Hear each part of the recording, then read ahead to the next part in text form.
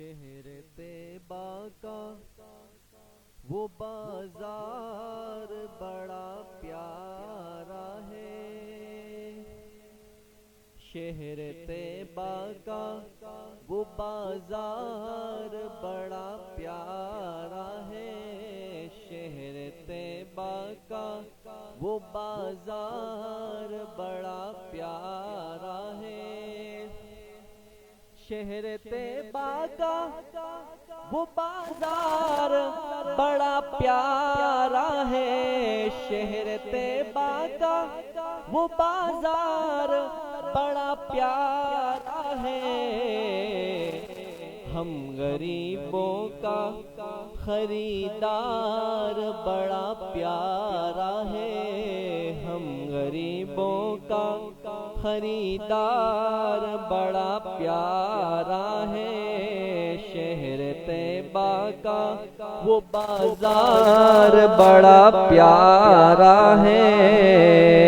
اور روز کہتی ہے مدینے میں اتر کے جنت، روز کہتی ہے، روز کہتی ہے، روز کہتی ہے مدینے میں اتر کے جنت، یا نبی آپ کا، یا نبی آپ کا دربار بڑا پیارا ہے، یا نبی آپ کا دربار بڑا پیارا ہے، شہر طیبہ کا وہ بازار بڑا پیارا ہے، ہم غریبوں کا خریدار بڑا پیارا ہے۔ اور دیکھ کر کہتے تھے صدیق کو میرے آقا، دیکھ کر کہتے تھے صدیق کو میرے آقا، دیکھ کر کہتے تھے صدیق کو میرے آقا، اے صحابہ اے صحابہ یہ میرا یار بڑا پیارا ہے، اے صحابہ یہ میرا یار بڑا پیارا ہے، شہر طیبہ کا وہ بازار بڑا پیارا ہے، ہم غریبوں کا خریدار بڑا پیارا ہے۔ اور جس پہ آ جائے ترس حشر میں آقا کو میرے، جس پہ آ جائے، جس پہ آ جائے، جس پہ آ جائے ترس حشر میں آقا کو میرے، میرے رب کو وہ، میرے رب کو وہ گناہگار بڑا پیارا ہے، میرے رب کو وہ گناہگار بڑا پیارا ہے، شہر طیبہ کا وہ بازار بڑا پیارا ہے، ہم غریبوں کا خریدار بڑا پیارا ہے۔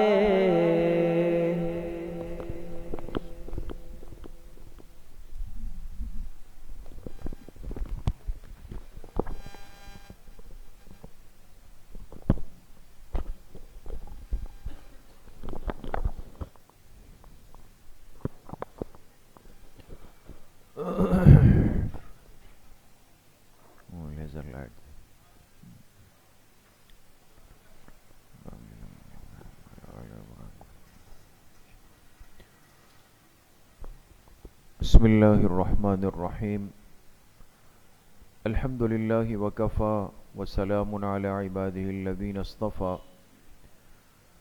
خصوصاً علی سید الرسل وخاتم الانبیاء وعلی آلہ واصحابہ الاتقیاء، أما بعد فأعوذ بالله من الشيطان الرجيم بسم الله الرحمن الرحيم شهر رمضان الذي أنزل فيه القرآن هدى للناس وبينات من الهدى والفرقان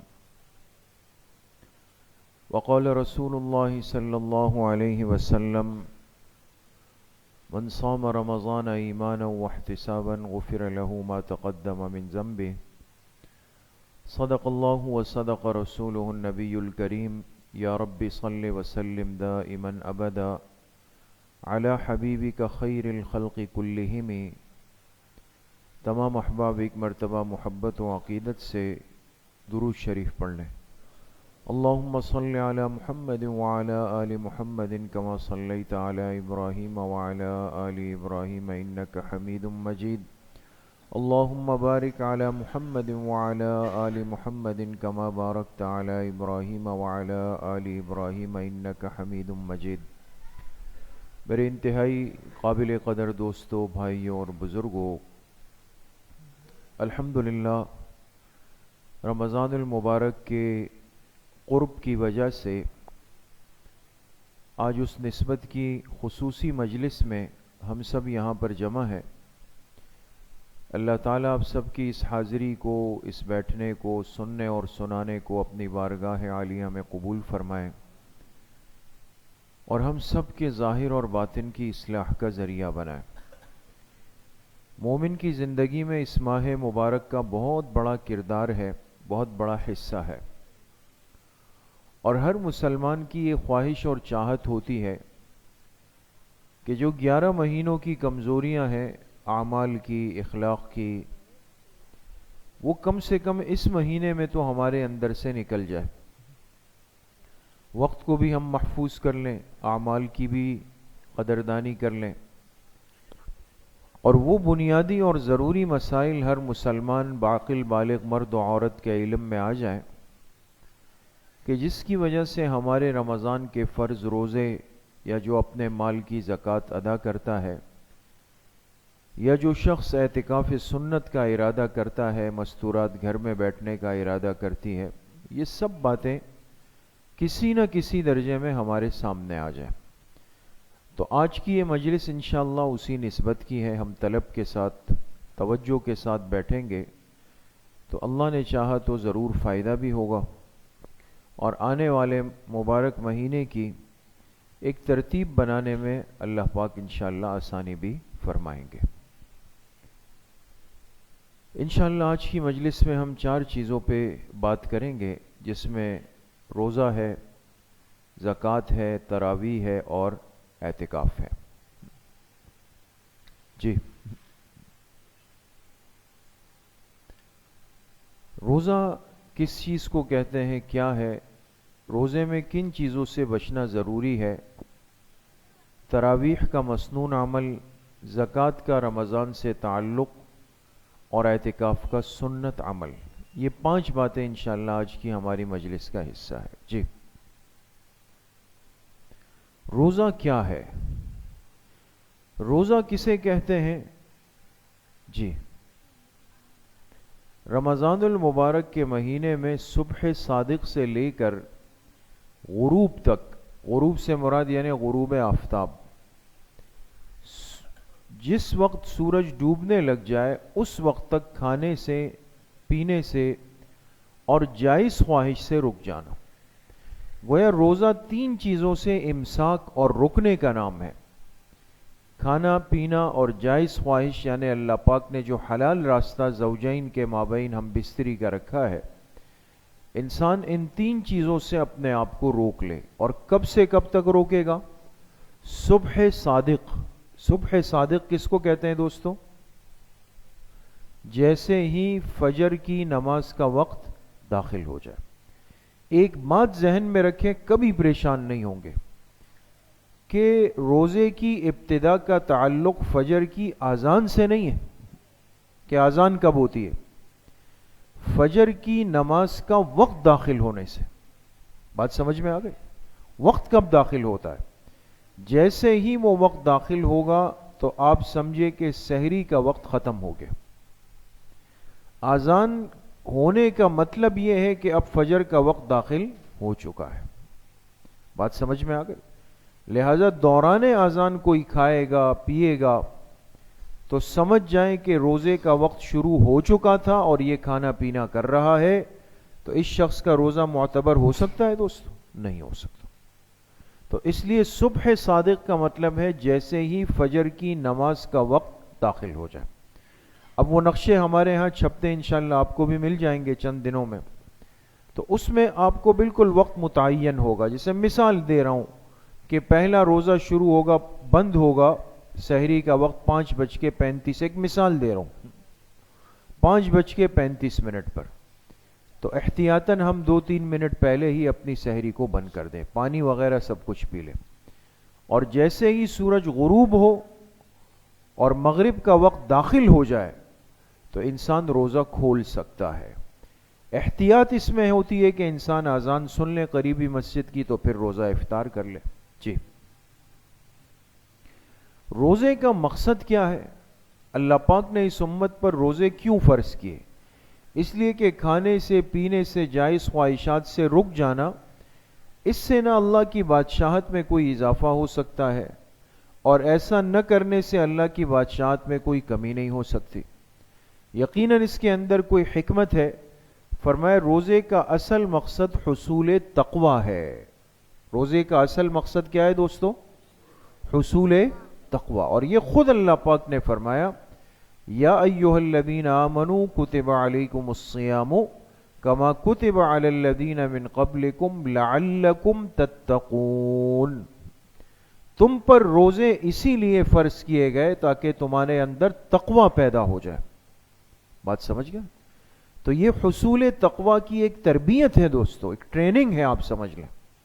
جیسے انسان کسی بھی اہم کام کے لیے پہلے اس کی ٹریننگ کرتا ہے، مشق کرتا ہے، ایکسرسائز کرتا ہے، تو روزے کے اندر گویا تقوی کو حاصل کرنے کے لیے اللہ پاک بندے سے ایک تربیت کرا دیتے. اللہ کا خوف ہمارے جسم کے اندر بیٹھ جائے، یہ روزے کا اصل مقصود ہے.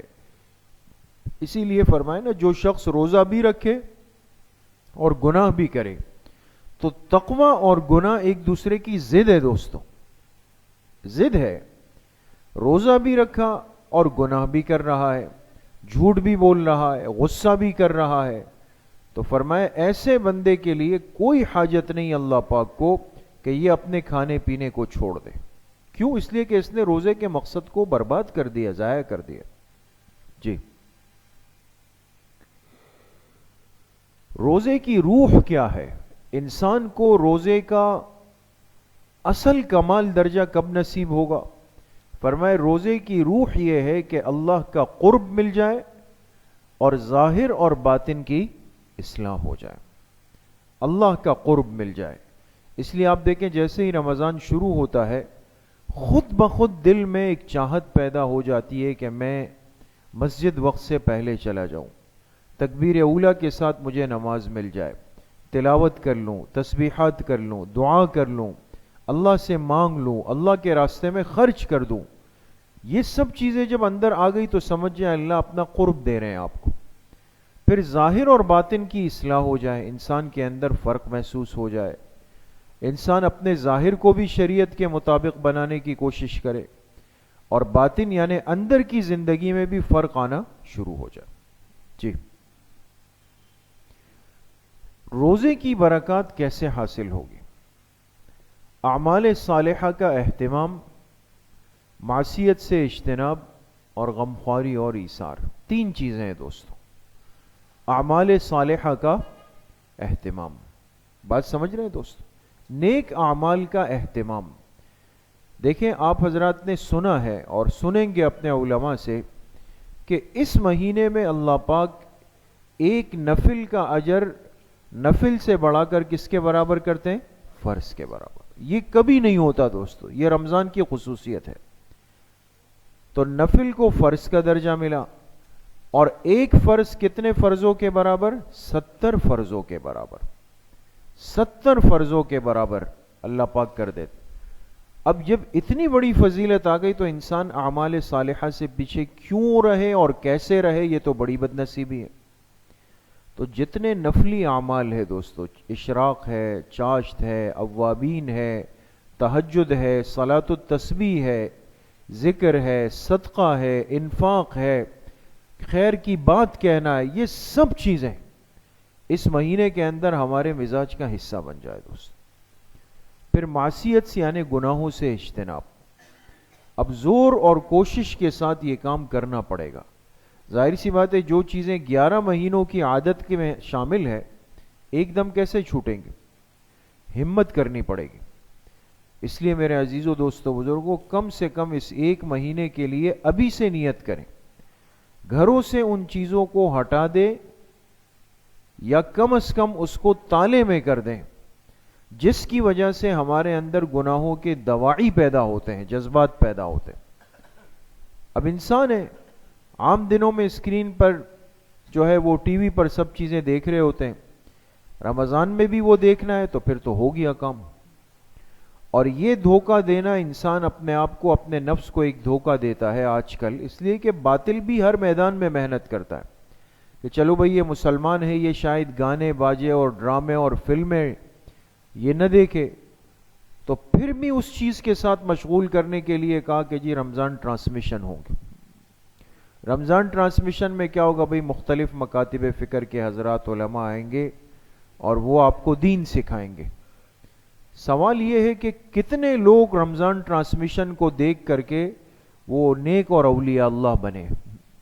ایسا تو ضرور ہوا ہے کہ ان باتوں کو سننے کی وجہ سے ذہنی تشویش میں لوگ مبتلا ہو گئے. پہلے ایک رخ پہ چل رہے تھے، 3-4 قسم کی باتیں مکس اور ملغوبہ بنا کر کے لوگوں کے ذہنوں پہ انڈیل دی جاتی. ظاہر سی بات ہے کہ ہر فقہ میں اپنے کچھ ضابطے ہیں، کچھ اصول ہے، ہر مسلک و مکتب اپنی بات کرتا ہے. اب آدمی ایک کی سنی، پھر دوسری کی سنی، پھر تیسرے کی سنی، پھر چوتھی کی سنی. اب چاروں کے اندر کچھ نہ کچھ فرق سامنے آیا تو ایک تو ذہن جو ایک رخ پہ چل رہا تھا وہ بٹ گیا. ایک نقصان یہ ہوا. دوسرا، باطل نے اپنا یہ قیمتی فائدہ حاصل کیا کہ جو اپنے علماء پر جو اعتماد کا ایک مزاج اور ماحول ہے وہ دن بدن ٹوٹتا چلا گیا. اس لیے کہ اس کے بعد انسان کہتا ہے میں یہ کیا ہو رہا ہے بھائی، یہ چاروں یہ آپس میں بیٹھ کر ان کے ایک بات پر جوڑ رہی ہے، یہ ہمیں کیا دین کے ساتھ جوڑیں گے؟ باطل کی جو جنگ اور اس کی جو پلاننگ ہے دوستو، ہم اس کے الف تک بھی نہیں پہنچے ہیں ابھی. آسان حل یہ کہ اس ایک مہینے کے لیے ان فتنوں کو ہم اپنے گھروں سے دور کر دیں، اپنے آپ کو بچائیں. موبائل، خاص طور پہ بڑے موبائل کا حتی الامکان استعمال نہ، یا کم از کم استعمال کریں اس کا. بات سمجھ میں آ گئی؟ ان چیزوں سے بچیں. پھر غمخواری اور ایثار، ایک دوسرے کے خیال رکھنے کا مزاج اپنے اندر آج ہمیں پیدا کرنا ہے. دوسرے کا ہم خیال کر لیں، کمزور طبقے کا خیال کر لیں، خاص طور پر اپنے خاندان میں، اپنے رشتہ داروں میں، اپنے اہل محلہ میں. بعض دفعہ انسان باہر تو سب کچھ کر رہا ہوتا ہے لیکن اپنے خاندان میں اپنی بہنیں ہیں، اپنے چچزاد ماموزاد، وہ بیچارے کمزور ہوتے ہیں، ان کو پوچھتا تک نہیں ہے کوئی کہ ان کے ساتھ کیا ہو رہا ہے.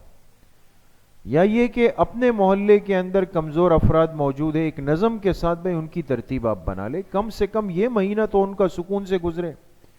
ان کو کوئی نہیں پوچھ رہا. اس لیے میرے عزیزو دوستو بزرگوں، ہمدردی، غمخواری اور ایثار کا مہینہ ہے. اللہ نے موقع دیا ہے، جس کو وسعت دی ہے خوب فکر کریں اور اپنے قریبی احباب سے شروع کریں. آپ کو ایسا لگے کہ آپ براہ راست سامنے نہیں آنے چاہیے، آپ نہ آئیں. آپ کسی اور کو واسطہ بنا دیں کہ بھئی یہ سامان ہے ضرورت کا، یہ میرے اس عزیز کے گھر تک آپ پہنچا دیں، اپنی طرف سے لے جائیں، چلو اس کو لگے آپ لائیں. جی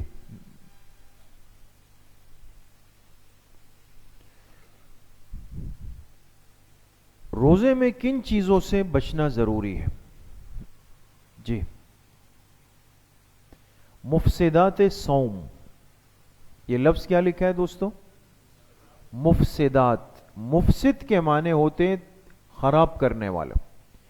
وہ کون سی چیزیں ہیں جو ایک مسلمان کے روزے کو خراب کر کے توڑ دے گی؟ آپ کا روزہ چلا گیا، آسان، اس کا آسان جو انداز ہے وہ کیا ہے؟ منہ کے ذریعے ناک کے ذریعے، کان کے ذریعے. یہ کتنے اعضاء ہو گئے دوستو؟ 3. منہ، ناک، کان. اس کے ذریعے جو چیز جسم میں چلی جائے تو روزہ کیا ہو جائے گا؟ فاسد ہو جائے گا. بات سمجھ گئے؟ انسان نے روزہ رکھا لیکن ایک چاول کا دانہ بھی لیا اور وہ منہ کے زبان سے ایسے نکل گیا، مذاق میں نکل گیا، منہ سے چلا گیا، کام خراب ہو گیا. ناک کے اندر کوئی دوائی ڈال دی، پانی چڑھا دیا، وہ سیدھا حلق سے نیچے گیا، روزہ چلا گیا. کان کے ذریعے، چونکہ کان کا تعلق انسان کے دماغ سے ہے، دماغ سے اس کو فائدہ پہنچتا ہے، اس لیے کان میں تکلیف ہو، مسئلہ سمجھ لیں تو کان کے درد کے ڈراپس اگر کسی نے کان میں ڈالے تو دوائی دماغ تک جائے گی، روزہ فاسد ہو جائے گا، ٹوٹ جائے گا. تکلیف ہے، عذر ہے، ٹوٹ گیا، بعد میں اس کی قضا کر لے گا. بات سمجھ میں آ گئی؟ تو خیال کریں. البتہ بہت سارے لوگ یہ مسئلہ پوچھتے بھی ہیں اور تشویش بھی کہ آنکھ کے اندر دوائی ڈال سکتے ہیں یا نہیں. روزہ دار اگر آنکھ کے اندر دوائی ڈالے، ڈراپس ڈالیں، قطرات ڈالے، پانی چلا جائے، کوئی مسئلہ بھی نہیں ہے. آنکھ کی دوائی ڈالنے سے روزے پر کوئی اثر اور کوئی فرق بھی نہیں پڑے گا. بات سمجھ میں آ گئی؟ اسی طریقے سے باقی جو ہمارے جسم کے اعضاء، جیسے شوگر چیک کرنے کے لیے بلڈ، تھوڑا سا خون نکلتا ہے نا، جب ہم ٹچ کرتے ہیں اس کو سوئی لگتی ہے تو شوگر چیک کر سکتے ہیں، کوئی مسئلہ بھی نہیں ہے. اسی طریقے سے روزے کی حالت میں اگر کسی نے اپنے جسم سے دوسرے کو خون دیا، خون کی ضرورت پڑ گئی، دے سکتے ہیں، روزہ نہیں ٹوٹے گا. لیکن یہ احتیاط کر لے کہ اتنی کمزوری جسم میں نہ آئے کہ اپنا روزہ بچانا پھر مشکل ہو جائے. انجیکشن لگانی ہے، ڈرپ لگانے ہیں، یہ سب لگا سکتے ہیں، اس میں کوئی حرج بھی نہیں. جی. مکروہات صوم، وہ تھا مفسدات صوم. روزے کے اندر مکروہات کیا ہے کہ جس سے روزے میں کراہیت آئے گی، نہیں کرنا چاہیے. بلا عذر زبان سے کوئی چیز چکھنا، بلا عذر کیا مطلب؟ اب مثال کے طور پہ کوئی چیز کھائی نہیں، یہ تو مسئلہ پتا تھا کہ زبان سے نیچے جائے گی، روزہ جائے گا، صرف چکھ رہا ہے، اس کو زبان سے ٹچ کر رہا ہے. ایک ہوتا ہے کہ عذر کی وجہ سے، عذر کی شکل جیسے ایک یہ بھی ہے کہ ایک چھوٹا معصوم بچہ ہے، اس کا تو روزہ نہیں ہے، ماں اس کے لیے کوئی چیز بناتی ہے اور پھر اپنی زبان سے، دانتوں سے اس کو نرم کرنا مقصود ہے، صرف نرم کرنے کے لیے یا یہ معلوم کرنے کے لیے کہ بہت گرم تو نہیں ہے، بہت مرچیں تو نہیں ہے، بہت نمک تو نہیں ہے، تو یہ عذر ہے.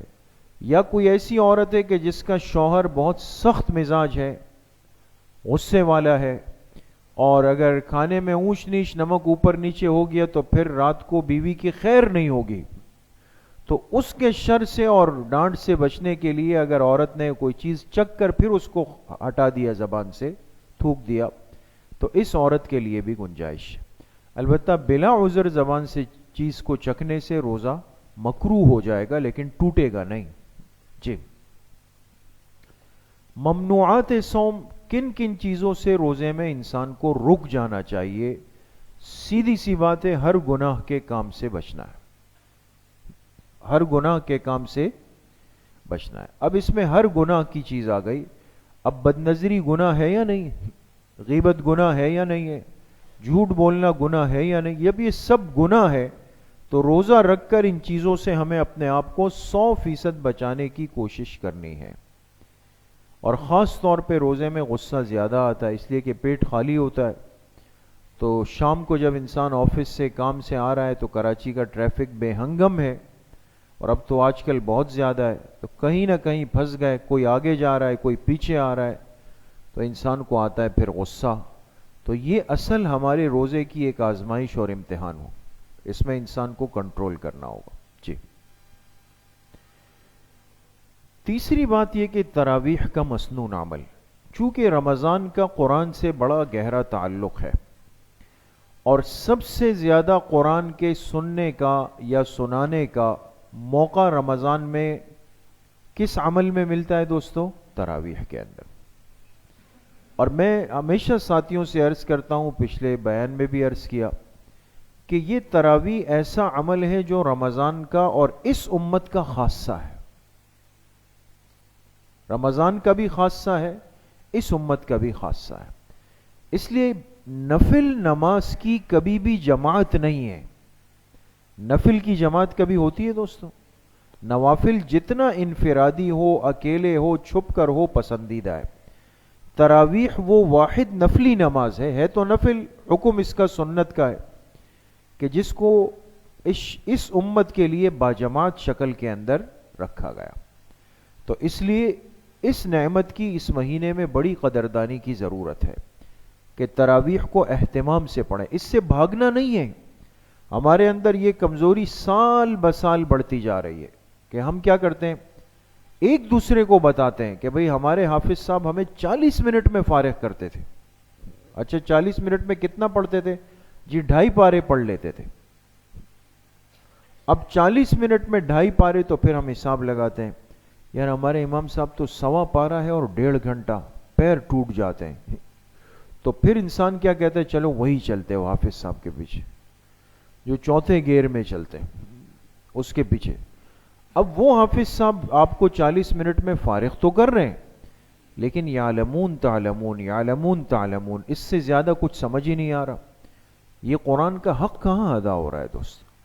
وہ ایک مہینہ جو تراویح کا اور قرآن کے لیے ملا تھا، اس میں ہم اپنے لیے سہولیات ڈھونڈ رہے ہوتے. اس لیے جہاں پڑھے 10 روزہ پڑھے، 6 روزہ پڑھے، 15 روزہ پڑھے، 12 روزہ پڑھے، 21 روزہ پڑھے، 27 روزہ، 29، وہ انسان اپنے مزاج اور ذوق کو دیکھ لے، کوئی مسئلہ نہیں. لیکن ایسے حافظ صاحب کا چناؤ کریں کہ کم سے کم ان کے پڑھے ہوئے الفاظ آپ کو سمجھ میں آ رہے ہوں، بس سکون کے ساتھ ہو. چاہے اس میں 1.5 پونے 2 گھنٹے لگ جائیں، لیکن انسان مطمئن تو ہو کہ رمضان کی راتوں میں تراویح جیسی عبادت میں اللہ کے کلام کو سن کر آیا ہوں. اس لیے جان چھوڑانے کے لیے اپنے آپ کو آمادہ نہ کریں، یہ ایک بڑی مصیبت ہے. جی یہ قیام رمضان، دیکھیں تراویح کو عربی میں کیا کہتے ہیں؟ قیام رمضان. نہیں آ رہی آواز سمجھ میں دوستو؟ تراویح کو کیا کہتے ہیں؟ قیام رمضان، جو رمضان کی خصوصیات ہے. اور یہ کتنی رکعت پڑھی جاتی ہے؟ 20 رکعت.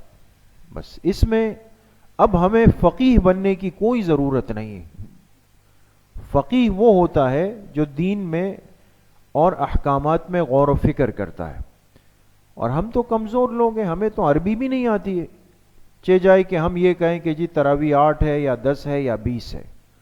وہ کام جو فقہاء کا تھا، بڑے بڑے لوگوں کا تھا، اور 1450 سال کی امت آج تک اس کو 20 رکعت پڑھتی ہوئی آ رہی ہے. ایک بڑا طبقہ، ٹھیک ہے، ایک طبقے نے اپنے دلائل کی بنیاد پر 8 رکعت کو کہا، کوئی مسئلہ نہیں، ان کے بڑوں کے پاس اپنے دلائل ہیں. لیکن امت کا ایک بہت بڑا طبقہ 2/3 سے بڑھ کر اس نے 20 رکعت تراویح شروع سے آج تک پڑھی ہے. اس لیے آپ میں سے کتنے حضرات یہاں تشریف فرما ہوں گے کہ جو کئی رمضان حرمین میں گزار چکے ہوں گے اور پرانے وقتوں میں بھی گزار چکے ہوں گے. تو آپ بتائیں کبھی ایسا ہوا کہ مسجد حرام میں یا مسجد نبوی شریف میں 20 رکعت سے کم تراویح ہوئی ہوں؟ آج تک یہ چیز چل رہی. تو جب ہر چیز میں ہم کہتے ہیں جی اس کو فالو کرنا ہے، تو 20 رکعت فالو کرنی ہے نا، ہم اس کو کر رہے ہیں. اب رہی یہ بات کہ چند سالوں سے انہوں نے 10 کر دی. میں نے جمعے کے بیان میں بھی عرض کیا، 20 کو 10 بنانا ہمارے سعودی عرب کے حکمرانوں کا انتظامی مسئلہ ہے، شرعی نہیں. وہ کون سا مسئلہ ہے؟ انتظامی مسئلہ ہے. جیسے کورونا کی وبا جب آئی تھی نا، اللہ آئندہ ہم سب کی حفاظت فرمائے، تو آپ نے دیکھا نا بمشکل نماز پڑھی، پھر کہتے رہے بھائی گھروں کو جائے، سنتیں وہاں پڑھیں. یہ انتظامی مسئلہ تھا، ایک مصیبت گلے آ رہی تھی. یہ ان کا ایک انتظامی مسئلہ ہے. وہاں تعمیرات چل رہی ہے، وہاں رش بڑھ چکا ہے، وہ کہتے ہیں بھئی اب مجمع کو کم سے کم کیا جائے. شرعی مسئلہ نہیں ہے. لہٰذا جو حرمین رمضان میں جائے گا یا جا رہا ہے، اللہ سب کو حاضری نصیب فرمائے. وہ ائمہ حرمین کے پیچھے جب 10 رکعت پڑھ لینا اور لوگ چلے جائیں، تو آپ کسی کونے میں کھڑے ہو کر اپنی مابقیہ 10 پڑھ لیں، یا ہوٹل کے کمرے میں آ کے مابقیہ 10 پڑھ لیں. 20 پڑھنی ہے، وہ معاف نہیں ہے. جی تراویح کا حکم کیا ہے؟ یہ سنت مؤکدہ ہے ہر عاقل بالغ مقیم اور مسلمان پر. مجنون پاگل پر نہیں ہے، نابالغ دیوانے پر نہیں ہے، مقیم پر ہے مسافر پر نہیں ہے، مسلمان پر ہے کافر پر نہیں ہے۔ اب اگر ہم الحمدللہ مسلمان ہے، مقیم ہے، بالغ ہے، عاقل ہے، تو تراویح کتنی پڑھیں گے؟ 20 رکعت پڑھیں گے۔ جی،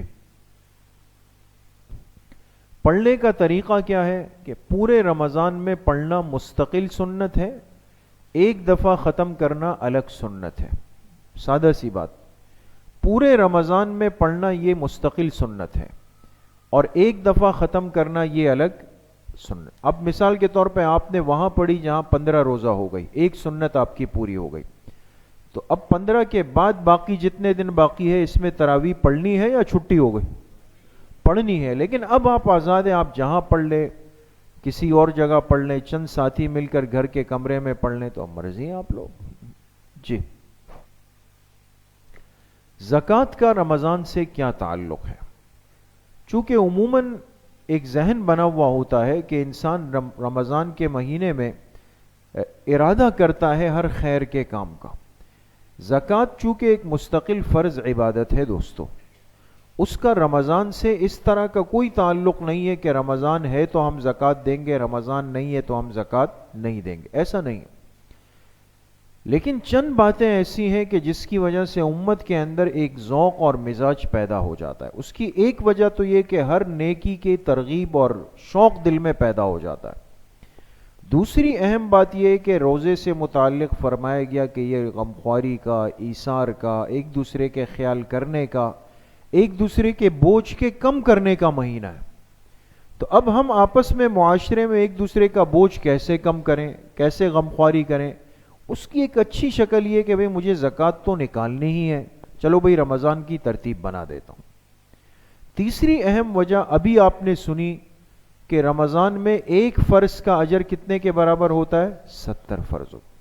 تو علماء نے لکھا کہ بھئی اگر کوئی شخص رمضان میں اپنی زکوٰۃ پوری دے یا اس کا کچھ حصہ دے یا ترتیب بنائے تو اجر کے اعتبار سے ایسا ہے جیسے 70 زکوٰۃوں کا اجر۔ یہ ساری باتیں جمع ہو جاتی ہے۔ تو اس لیے رمضان کا زکوٰۃ سے اس درجے میں تعلق ہے، کوئی ضروری تعلق نہیں ہے، اس میں بس ایک دوسرے کا خیال، ہمدردی، غمخواری ہو جاتی ہے۔ جی، زکوٰۃ ایک اہم فریضہ ہے، قرآن کریم اور احادیث میں اس کی فرضیت بیان کی گئی ہے۔ جی، زکوٰۃ نہ دینے پر بڑی سخت وعید ہے، فرمایا قیامت کے دن یہ مال سانپ بن کر اس شخص پہ مسلط ہو جائے گا۔ تو بعض دفعہ چونکہ احتیاط نہیں ہوتی، ہم نہ اپنے مال کا حساب کرتے ہیں نہ توجہ دیتے ہیں، بس ایک کیف متفقہ معاملہ چل رہا ہے۔ بھئی کیا ہے، آپ کیا حساب ہے، زیورات ہے بیوی کے پاس، اس کا کیا حساب کیا، آپ کی دکان ہے اس میں مال پڑا ہے، کیا حساب کیا، آپ کے پاس نقد رقم پڑی ہے بینک اکاؤنٹ میں، اس کا کیا حساب کیا، آپ نے BC ڈالی ہے اس کا کیا حساب کیا، پلاٹ خریدا ہے کئی سالوں سے پڑا ہوا ہے، کیا حساب کیا۔ یہ ساری چیزیں ایک مسلمان کو سوچنی پڑے گی دوستو۔ ایسا تھوڑی ہے کہ صرف بس جمع ہو رہا ہے، خرید رہے ہیں، مستقبل کی پلاننگ ہو رہی ہے، بچوں کا مستقبل بنا رہے ہیں، ان کے لیے کچھ جمع ہو جائے، سب چیزیں اپنی جگہ پر۔ لیکن ایک مسلمان کی زندگی میں جب مال اللہ پاک کے فضل سے آ جائے تو اس پر حق ہے کہ اللہ کے دیے ہوئے مال میں سے اللہ کے راستے میں اس کا حق ادا کر کے اپنے مال کو محفوظ بھی بنا دے، اپنے مال کو بابرکت بھی بنا دے۔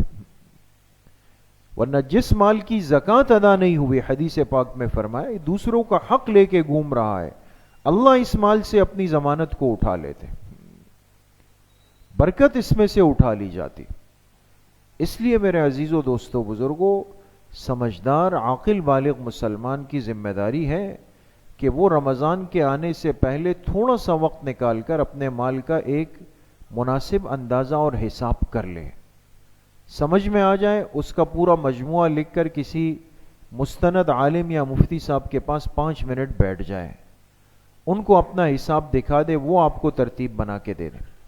بعض ساتھی ایسے ہوتے ہیں کہ جن کو سمجھ ہی نہیں آ رہا کہ بھئی اتنی ترتیب بکھری ہوئی ہے کہ وہاں بھی ہے، یہاں بھی ہے، لینے بھی ہے، دینے بھی ہیں، کئی سالوں کے قرضے پھنسے ہوئے ہیں، تو کیا ہوگا؟ یاد رکھیں کہ شرعی مسئلہ کوئی ایسا اس دنیا میں نہیں ہے کہ جس کا حل ہے، لیکن ہم اس کی فکر نہیں کرتے. اس لیے پوری طلب اور توجہ کے ساتھ ہم مال کا حساب کریں.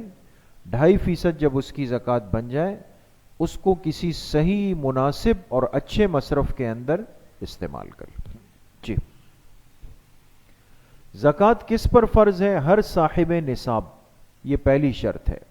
ایسا نہیں ہے کہ کسی کی جیب میں 500 روپے تو یہ بھی زکوٰۃ دے گا، نہیں. نصاب طے ہے، سونے کا نصاب طے ہے، چاندی کا طے ہے، نقد پیسوں کا طے ہے، سامان تجارت کا طے ہے. اس نصاب تک آپ کا مال پہنچ گیا. پھر مسلمان ہو، کافر پر نہیں ہے، عاقل ہو، نادان، بیوقوف، مجنون، دیوانے پر نہیں ہے، بالغ یعنی نابالغ پر نہیں ہے. پھر اس مال پر جس پر سال گزر چکا ہو اور وہ مال قرضے سے پاک ہو. یہ ساری شرائط ہیں. ان سب کو دیکھنے کے بعد پھر زکوٰۃ کا حساب ہوتا ہے اور پھر اس کی زکوٰۃ نکالی جاتی. جی،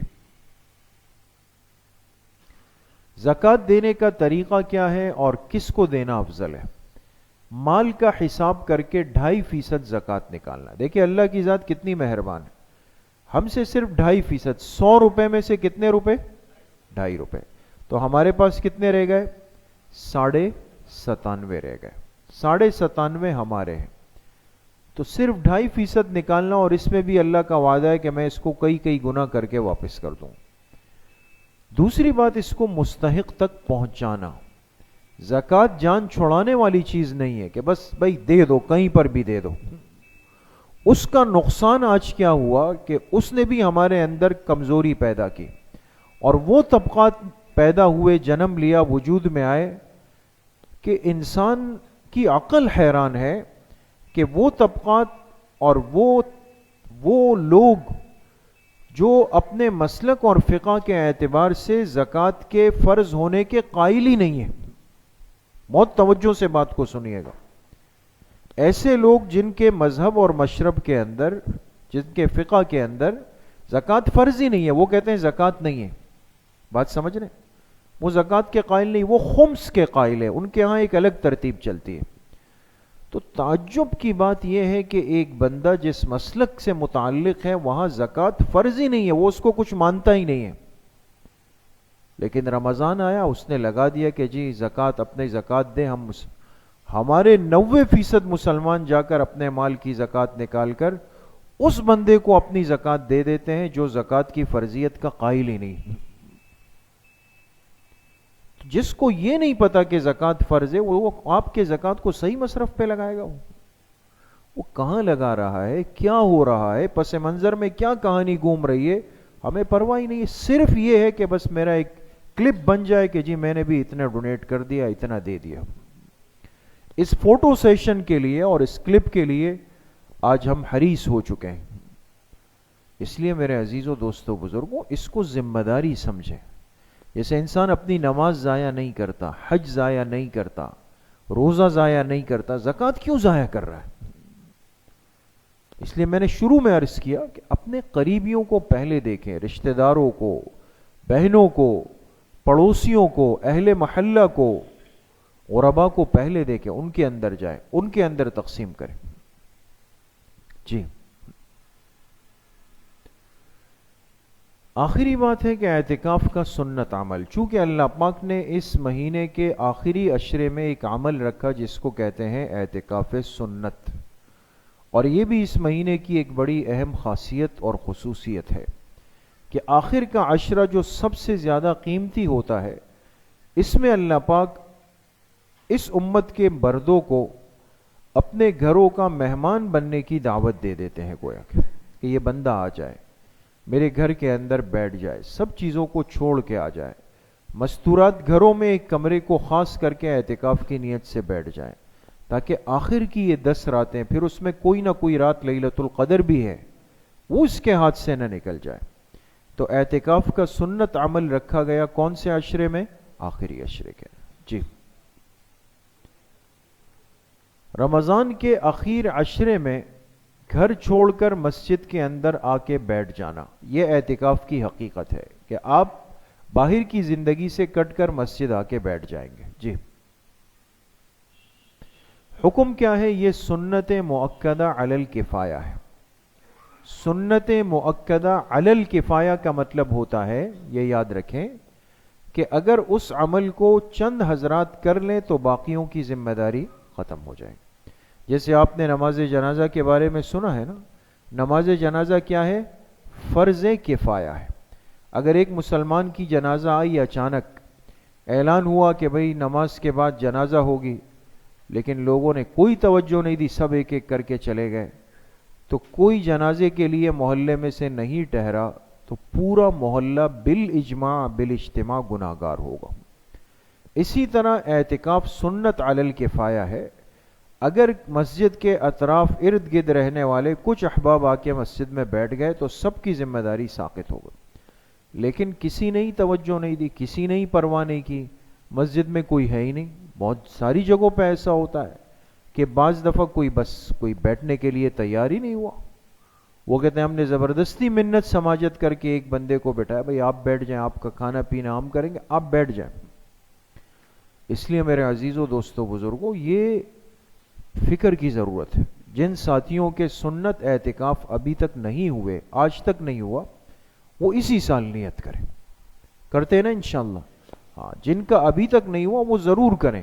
زندگی میں ایک سنت اعتکاف تو ہر مسلمان عاقل والے کو کرنا چاہیے، اور باقی نیت تو یہ ہو کہ اللہ موقع دے تو ہر سال انسان کرے. ایسے دن بڑی مشکل سے ملتے ہیں پھر. جی اعتکاف کی فضیلت تو دوستوں بہت بڑی ہے. ایک دن کے اعتکاف کے لیے فرمایا اللہ جہنم کے درمیان 3 خندقیں حائل فرما دیتے ہیں، اور ایک خندق 500 سال کی مسافت کے برابر ہوتی. اتنا فاصلہ ہے. گویا کہ اعتکاف، ایک دن کا اعتکاف کرنے والا جہنم سے 1500 سال کی مسافت پہ ہو جاتا ہے. 10 دن کے اعتکاف کی کتنی بڑی فضیلت ہوگی، بہت بڑا عمل ہے. جی مستورات کے اعتکاف کا طریقہ کیا ہے؟ مستورات گھر کے الگ کمرے میں بیٹھیں گی اور اسی کمرے میں اپنے معمولات پورے کریں گی. جی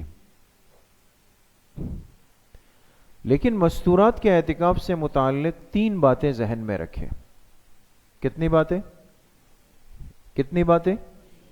3 باتیں ذہن میں رکھیں. سب سے پہلی بات تو اس میں یہ ہے کہ جس طرح روزہ رکھنے کے لیے عورت کا پاکی کی حالت میں ہونا ضروری ہے کہ وہ ناپاکی کے ایام میں نہ ہو، حیض پیریڈز میں نہ ہو، اعتکاف کے لیے بھی یہ شرط ہے. اگر ایک عورت کے ناپاکی کے ایام چل رہے ہوں تو یہ اعتکاف میں بھی نہیں بیٹھ سکتی. ایک بات. دوسری بات یہ کہ اپنے گھر کے محرم ذمہ دار فرد سے اجازت لے کر بیٹھے گی. جیسے بیوی ہے، شوہر سے اجازت لے گی کہ جی میں بیٹھ جاؤں، میں بیٹھ سکتی ہوں، اس لیے کہ ہزاروں کام ہو سکتے ہیں، معاملات ہو سکتے ہیں، وجوہات ہو سکتے ہیں. شوہر نے کہا نہیں، نہ بیٹھیں اس سال، تو بیوی پابند ہے کہ وہ نہ بیٹھے، ضد نہ بنائے اس میں.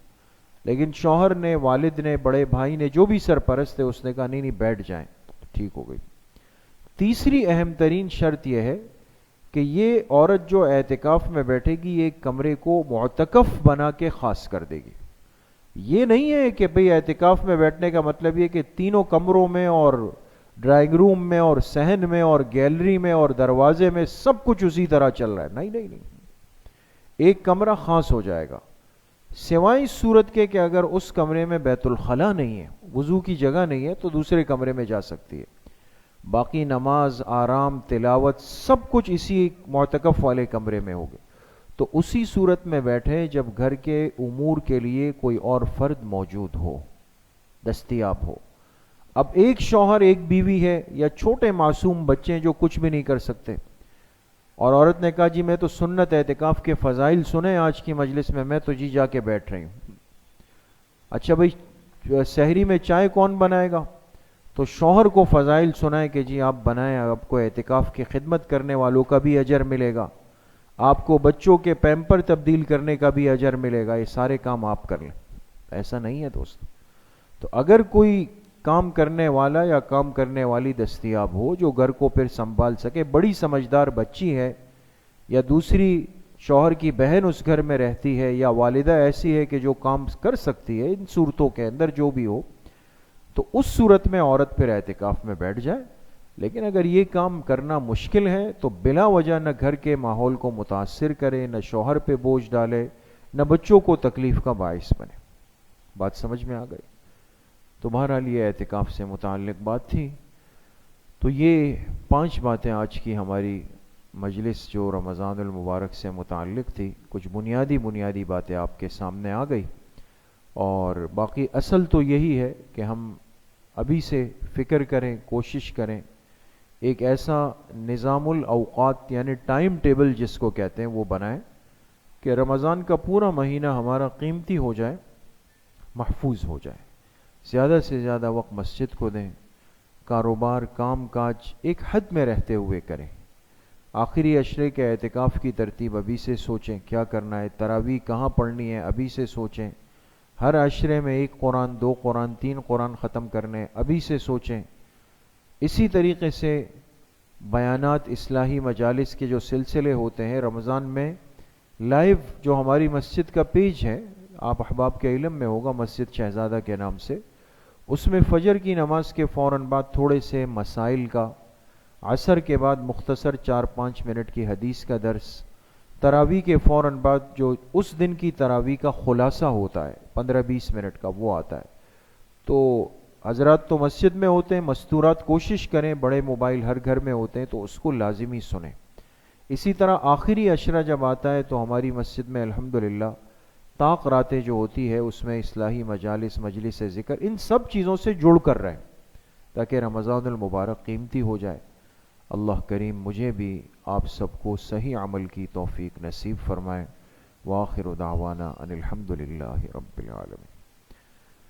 الحمدللہ رب العالمین والصلاة والسلام علی سید الانبیاء والمرسلین سیدنا و مولانا محمد وآلہ وصحبہ اجمعین.